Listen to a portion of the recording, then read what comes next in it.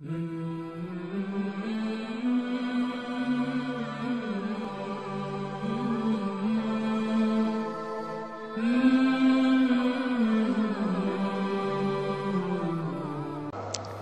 কোরআন হাদিসে পড়ি গীবত করলে জাহান্নাম, অহংকার করলে জাহান্নাম, হিংসা করলে জাহান্নাম, আমার সঙ্গে সঙ্গে মনে হয় আমার বিশ্ববিদ্যালয়ের অমুক স্যার ও আগে জাহান্নামে যাবে, ও খুব গীবত করে।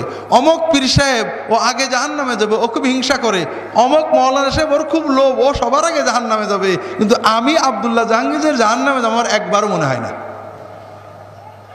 এটা একটা ভালো কোয়ালিটি না খারাপ কোয়ালিটি? এটা হলো ইমানের ক্যান্সার।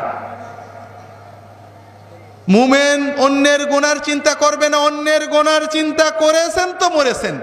কার দাড়ি ছোট, কার বউ বেপরদা করে, কে খারাপ করেছে, এই চিন্তা শয়তান একবার আপনার ঢুকাতে পারলে অমুক দল খারাপ, অমুক পীরের মুরিদ খারাপ, অমুক লোক খারাপ, অমুক গ্রামবাসী খারাপ, অমুকের দাড়ি ছোট, অমুকের বউ বেপরদা, অমুক একদম ভালো না, এই চিন্তা একবার শয়তান ঢুকালে আর শয়তানের আর চাকরিই থাকবে না, ও অন্য জায়গায় চলে যাবে, আপনার কাম শেষ।